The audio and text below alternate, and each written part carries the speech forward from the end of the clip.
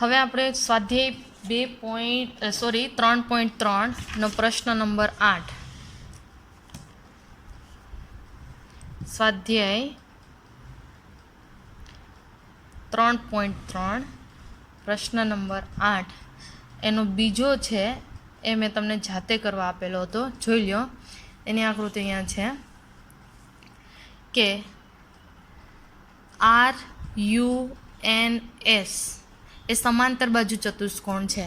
તો અહીંયા RUNS સમાંતર બાજુ ચતુષ્કોણ હોય. આપણે મેળવવાનું છે એક્સ અને વાય. તો એક્સ અને વાય તમને દર્શાવેલું છે વિકર્ણમાં. તો સમાંતર બાજુ ચતુષ્કોણના વિકર્ણ પરસ્પર દુભાગે. દુભાગે મતલબ કે આ ભાગ ને આ ભાગ સમાન હોય છે ને આ ભાગ સમાન હોય છે. તો અહીંયા તમને દર્શાવેલું છે અહીંયા R, અહીંયા N, U અને S. છેદ બિંદુ નથી આપ્યું તો O નામ આપી દઈએ. સમાંતર બાજુ ચતુષ્કોણ કીધું છે RUNS સમાંતર બાજુ ચતુષ્કોણ હોવાથી શું થશે? એના વિકર્ણની જ વાત કરીએ તો RO is equal to N અને OS is equal to OU. તો અહીંયા RO બરાબર 16 છે, ON બરાબર x પ્લસ વાય છે. તેવી જ રીતના OS બરાબર 20 છે, OU બરાબર y પ્લસ 7 છે. અહીં બે ચલ છે તો પહેલાં કોઈ પણ એક ચલની વેલ્યુ હોવી જોઈએ તો જ બીજા ચલની મળશે. તો અહીંયા તમારી પાસે એક જ ચલ છે તો અહીંયા વાયની વેલ્યુ મેળવી લઈએ. 20 - 7 વાય 13. તો વાયની વેલ્યુ તમને મળી ગઈ છે 13. તો એ અહીંયા મૂકી દઈએ 16 x પ્લસ 13. હવે 16 - 13 તો x બરાબર 3. આમ તમને x અને વાયની વેલ્યુ મળશે. હવે એના પછીનો પ્રશ્ન નંબર 9 છે, જે ધ્યાનથી સમજજો. અહીંયા તમને આકૃતિ આપેલી છે. આકૃતિની અંદર કીધું છે કે RISK. તો અહીંયા જોજો આકૃતિમાં RISK અને CLUE સમાંતર બાજુ ચતુષ્કોણ છે. તો x શોધો. તમને અહીંયા જે ચતુષ્કોણ આપ્યા છે હું અલગ પાડું છું.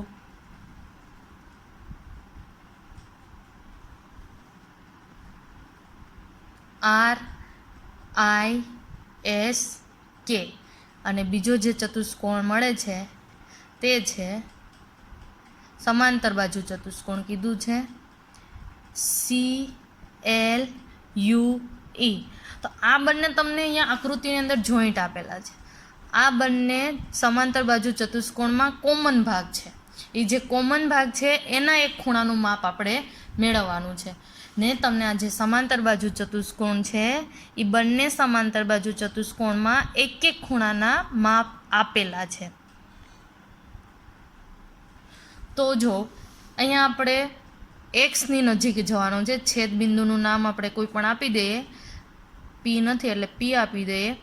તો ત્રિકોણ PES એના એક ખૂણાનું માપ મેળવવાનું છે. અહીંયા આપણે મેળવવાનું છે ત્રિકોણ PES નો એક ખૂણો માપ ખૂણો P મેળવવાનું છે. તો અહીંયા PES ત્રિકોણ. તો અહીંયા Pનું માપ ક્યારે મળશે? E અને Sનું માપ હોય ત્યારે. અને E અને S એ એક એક સમાંતર બાજુ ચતુષ્કોણના ખૂણા છે. સમાંતર બાજુ ચતુષ્કોણના ખૂણા છે S અને E. તો આપણે સૌથી પહેલાં તમને અહીંયા ક્લિયરી ખબર પડી ગઈ છે કે ત્રિકોણના એક ખૂણા એટલે P એટલે x માપ આપેલું છે એ મેળવવાનું છે. તો ત્રિકોણના એક ખૂણાનું માપ ત્યારે જ મળે બાકીના બે ખૂણાના માપ હોય ત્યારે જ. તો એ બાકીના બે ખૂણા સમાંતર બાજુ ચતુષ્કોણનો એક એક ખૂણો છે. તો અહીંયા તમને સમાંતર બાજુ ચતુષ્કોણના ગુણધર્મનો ઉપયોગ કરો તો એ ખૂણાનું માપ મળી જશે. તો અહીંયા હવે ગણતરીની શરૂઆત કરું. અહીં સમાંતર બાજુ ચતુષ્કોણ RISK માં માપ ખૂણો કે પ્લસ માપ ખૂણો એસ. કે અને એસ એ પાસેના ખૂણા છે એટલે બંનેનો સરવાળો 180 અંશ થશે. તો કેનું માપ છે 120 અને આપણે એસનું માપ જોઈએ છે બરાબર 180. તો માપ ખૂણો એસ બરાબર 60 અંશ થશે. તો આ મળી ગયું છે આપણને 60 અંશ. એના પછી આપણે ઉપયોગ કરવાનો છે સમાંતર બાજુ ચતુષ્કોણ CLUE માં આપણે ઈ ખૂણાનું માપ જોઈએ છે. તો ઈ ખૂણાનું માપ અને જે ખૂણાનું માપ આપેલું છે બંનેનો સંબંધ સામસામેના ખૂણાનો છે. તો સામસામેના ખૂણાઓના માપ સરખા થશે. તો માપ ખૂણો ઈ ઇઝ ઇક્વલ ટુ માપ ખૂણો એલ. તો માપ ખૂણો ઈ ઇઝ ઇક્વલ ટુ એલ બરાબર આપેલા છે 70. આમ આપણને ઈ અને એસનું માપ મળી ગયું છે. તો હવે પીનું માપ મળશે. પણ અહીંયા ચોખવટ કરવાની કે હવે ત્રિકોણ PES પરથી કોનો ઉપયોગ કરશું આપણે ત્રિકોણનો. એટલે ત્રિકોણ પરથી તો માપ ખૂણો P પ્લસ માપ ખૂણો E પ્લસ માપ ખૂણો S બરાબર કેટલું થાય 180. P એટલે x, E એટલે 70, S એટલે 60 બરાબર 180. 60 ને 70 130 બરાબર 180. તો x બરાબર 180 માઇનસ 130 50 અંશ. આમ આપણને મળી ગયું છે xની વેલ્યુ. હવે એના પછીનો ક્લિયરી સમજી લેજો. આકૃતિ સમજવી જરૂરી છે. આકૃતિ વગર આકૃતિ નહીં સમજાય તો કેલ્ક્યુલેશન નહીં આવડે. અલગ પાડી અને સમજો એટલે ક્લિયરી સમજાઈ જશે. હવે એના પછીના પ્રશ્ન નંબર 10ની અંદર નીચેની આકૃતિ સમલંબ ચતુષ્કોણ કેવી રીતે છે તે સમજાવો. કઈ બે બાજુ પરસ્પર સમાંતર છે. તો અહીંયા આકૃતિની અંદર તમને ક્લિયરી દેખાય છે કે કઈ બે બાજુ સમાંતર છે. તો અહીંયા પહેલી આકૃતિ છે, આ પહેલી આકૃતિ, આ બીજી આકૃતિ અને આ ત્રીજી આકૃતિ. તમારી રીતે લખી લેજો, હું તમને ખાલી સમજાવી દઉં છું. તો આ બંને આકૃતિમાં સમાંતર, આ આકૃતિની અંદર સમાંતર બાજુ અહીંયા તમને KN અને LM આ સમાંતર બાજુ લાગે છે નથી લાગતી કેમ કે આગળ જતાં છેદબિંદુ બનાવશે. તો અહીંયા સમાંતર બાજુ કઈ છે KL સમાંતર NM. હવે અહીંયા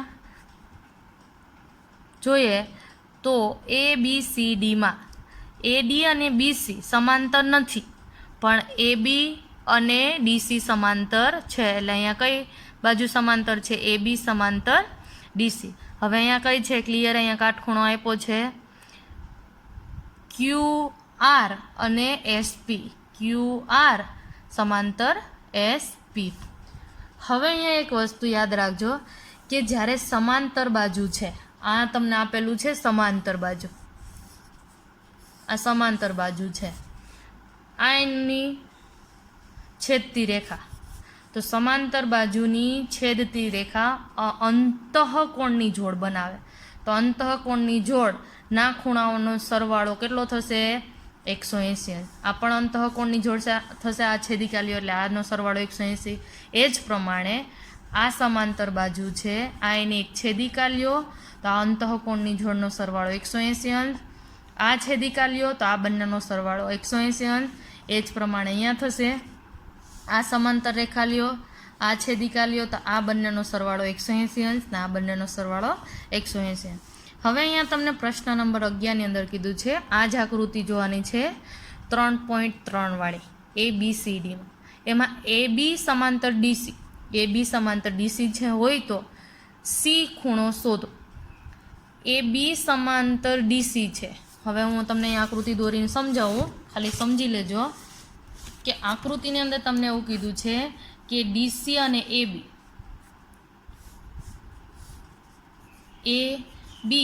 અને DC આ બંને સમાંતર છે. હવે આ સમાંતર છે આ એની છેદિકાલીઓ. તો B ખૂણાનું માપ 120 અંશ, તો C ખૂણાનું માપ મેળવવાનું કીધું છે. તો અહીંયા તમારે લખી શકો આ પ્રશ્નની અંદર, પ્રશ્ન નંબર 11ના જવાબમાં આકૃતિમાં AB સમાંતર DC ની છેદિકા કઈ લેવાની છે આપણે? BC લેતા ખૂણો ABC પ્લસ ખૂણો DCB નો સરવાળો 180 અંશ. હું તમને આકૃતિમાં સમજાવું, જોઈ લો.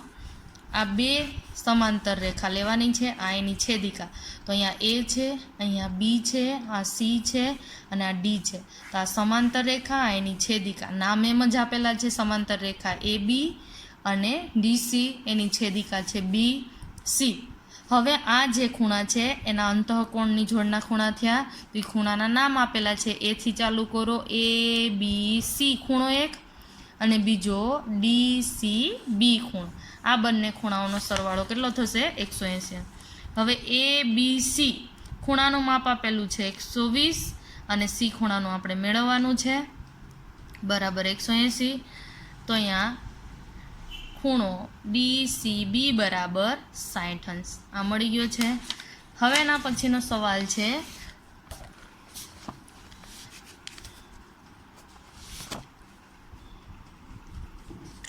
આકૃતિ 3.34 માં SP સમાંતર RQ જેમાં P અને S ખૂણાનું આ સેમ 11મો પ્રશ્ન તો એના જેવો જ છે. ટ્રાય કરજો, આવડી જશે. એના પછીનું જોઈએ સ્વાધ્યાય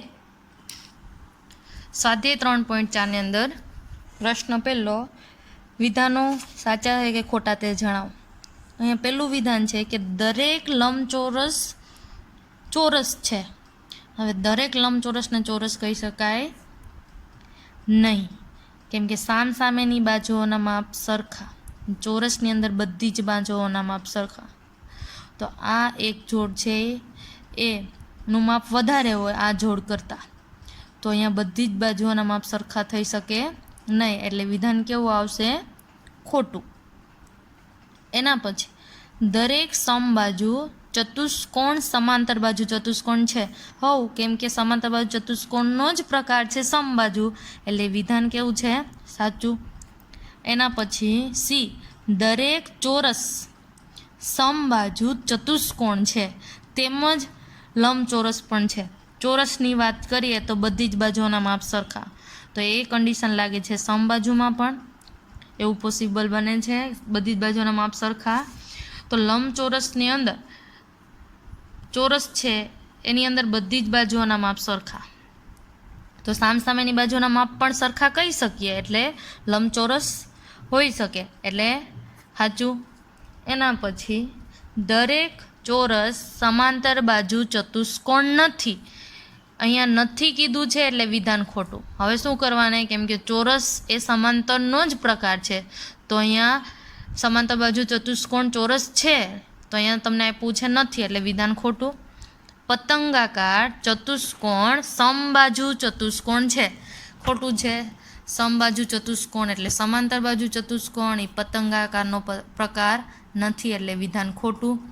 એના પછી દરેક સમબાજુ ચતુષ્કોણ પતંગાકાર છે.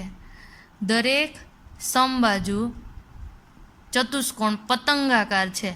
હવે અહીંયા તમે સરખુંથી સમજો તો સમબાજુ આપણે આવી રીતના દોરીએ છીએ. આકૃતિ દોરીને યાદ રાખજો, મેં પહેલાં જ તમને વિડીયોની અંદર કીધું છે, ચતુષ્કોણ વિશે સમજાવેલું હતું ત્યાં. હવે જો આ સમબાજુ છે, હવે આને ઉલટું કરો એટલે પતંગાકાર લાગશે. પાસેની બાજુઓની જોડ સમાન થશે એટલે પતંગાકાર થશે. તો અહીંયા તમને એવું કીધું સમબાજુ ચતુષ્કોણને પતંગાકાર કહી શકીએ, એટલે વિધાન આવશે સાચું. હવે સમાંતર બાજુ ચતુષ્કોણ સમલંબ ચતુષ્કોણ છે. સમાંતર બાજુ ચતુષ્કોણ સમલંબ ચતુષ્કોણ છે. સમલંબ કહી શકીએ કેમ કે અહીંયા બંને જોડ સમાંતર, નામાં એક જોડ. તો હવે બે હોય એમાંથી એક તો કહી જ શકીએ, એટલે કેવું આવશે?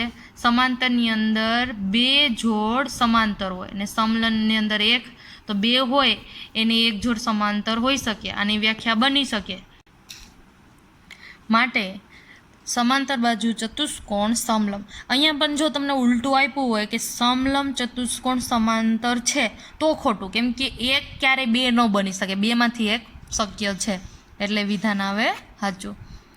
ચોરસ સમલંબ ચતુષ્કોણ છે, ચોરસ સમલંબ ચતુષ્કોણ. આ તો સમલંબની અંદર આ ચોરસ છે એ સમાંતર બાજુ છે, તો સમાંતર હોય તો ચોરસ પણ હોય જ શકે, એટલે વિધાન સાચું. એના પછીનો પ્રશ્ન નંબર 2, એવા ચતુષ્કોણના નામ આપો કે જેમાં ચારેય બાજુઓની લંબાઈ સમાન હોય. ચારેય બાજુની લંબાઈ સમાન, તો એવું ચોરસ અને સમબાજુ. એના પછી 4 ખૂણા હોય, 4 ખૂણા કાટખૂણા હોય, તો એની અંદર આવશે કાટખૂણા, તમને લંબચોરસ અને ચોરસ બંને આવશે, જેના ચારે ખૂણા કાટખૂણા હોય છે. એના પછી કેવી રીતે એક ચોરસ છે, આ બધા છે એ કેવી રીતે ચોરસ છે, ચોરસની કન્ડિશન તમને ખબર છે, બધી જ બાજુના માપ સરખા, બધા જ ખૂણાના માપ સરખા. કેવી રીતે એક ચોરસ છે, તો ચતુષ્કોણ, ચોરસ એ ચતુષ્કોણ છે. હવે આવો સવાલ તો તમને આવડતો જ હશે કે ચોરસ એ ચતુષ્કોણ છે, તો શું કરવાને ચોરસને આપણે ચતુષ્કોણ કહીએ. 4 ખૂણા 4 બાજુ અને 2 વિકર્ણ હોય છે, એટલે આપણે એને ચતુષ્કોણ. તો અહીંયા લખવાનું ચોરસ એ ચતુષ્કોણ શું કરવાને છે, 4 ખૂણા 4 બાજુ અને 2 વિકર્ણ હોવાથી તે ચતુષ્કોણ છે. ચોરસ એ સમાંતર બાજુ ચતુષ્કોણ છે, તો એની સામસામેની બાજુઓની બંને જોડ સમાંતર હોવાથી તે સમાંતર બાજુ ચતુષ્કોણ છે. અને સામસામેની બંને જોડ, સામસામેની બાજુના માપ સરખા, આ કન્ડિશન. સામસામેની બંને જોડ સમાંતર, સામસામેની બાજુના માપ સમાન, એટલે ચોરસ એ સમાંતર બાજુ ચતુષ્કોણ છે. ચોરસ એ સમબાજુ ચતુષ્કોણ કહેવાય. તો સમબાજુ અને ચતુષ્કોણ, સમબાજુ અને ચોરસમાં સામાન્ય ચારે બાજુના માપ સરખા. ચોરસ એ લંબચોરસ પણ છે, ચોરસ એ લંબચોરસ છે, કેમ કે ચોરસની બધી જ બાજુના માપ સરખા, તો સામસામેની બાજુના માપ સરખા કહેવાય, માટે ચોરસ એ લંબચોરસ પણ છે. હવે એના પછીનો પ્રશ્ન નંબર 4, આ સરખોથી પ્રશ્ન નંબર 3 જોજો, એના તમને ગુણધર્મ આવડતા હશે તો જ તમને જવાબ આવડશે.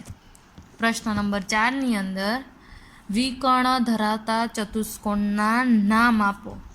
પરસ્પર દુભાગે, એ ચતુષ્કોણ જેના વિકર્ણ પરસ્પર દુભાગે, તો એ સમાંતર બાજુ ચતુષ્કોણ.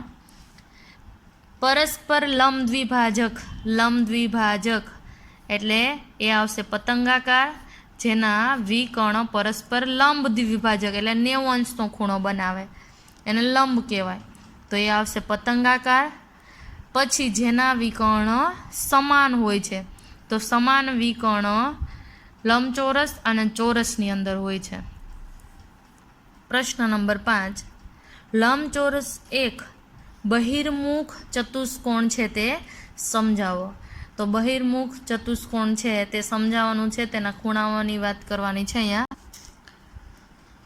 લંબચોરસ એક બહિર્મુખ ચતુષ્કોણ છે તે સમજાવો. બહિર્મુખ ચતુષ્કોણ તેને જ કહેવાય કે જેના બંને વિકર્ણો અંદરની બાજુ હોય, તો કહી દેવાનું કે લખી લેવાનું, કારણ કે લંબચોરસ એ બહિર્મુખ ચતુષ્કોણ, કારણ કે બંને વિકર્ણો અંદરની બાજુ આવેલા હોવાથી લંબચોરસ એ બહિર્મુખ ચતુષ્કોણ છે. એના પછી 6, કાટકોણ ત્રિકોણ ABC. કાટખૂણો ABC કાટકોણ ત્રિકોણ છે. કાટખૂણાની સામેની બાજુનું મધ્ય બિંદુ O છે. કાટખૂણાની સામેની બાજુ એટલે આપણે આવી રીતના દોરવાનું છે. કાટકોણ ત્રિકોણ ABC, કાટખૂણાની સામેની બાજુ, એનું મધ્ય બિંદુ O છે. હું અહીંયા દોરતી જાઉં છું. શિરોબિંદુઓ A, B અને C થી બિંદુ O કેવી રીતે સમાન અંતરે આવે છે તે સમજાવો. અહીં આપણે એ સમજાવવાનું છે કે A થી O, B થી O અને C થી O સમાન અંતરે છે તે સમજાવવાનું છે. હવે જો અહીંયા તમને આકૃતિ આપેલી છે તૂટક લાઈનવાળી, તો અહીંયા તમને જે ચતુષ્કોણ દોરેલો છે એ સમાંતર બાજુ ચતુષ્કોણ છે. તો સમાંતર બાજુ ચતુષ્કોણ છે તો સામસામેની બાજુઓના માપ સરખા હોય છે. અને વિકર્ણ પરસ્પર દુભાગે, આ તમને ખબર છે, સામસામેની બાજુઓ સમાંતર, વિકર્ણ પરસ્પર દુભાગે. તો દુભાગે તો આ ભાગ સરખો હોય, એટલો જ આ ભાગ હોય છે, તો આ સમાન હોય છે, આ બંને ભાગ સરખા હોય છે. તો અહીંયા તમને ઓ છે તે એથી સમાનાંતરે, બીથી સમાનાંતરે અને સીથી સમાનાંતર આવેલું હોય છે. આ પ્રમાણે આપણું સ્વાધ્યાય 3.4 પૂરું અને ચેપ્ટર પૂરું.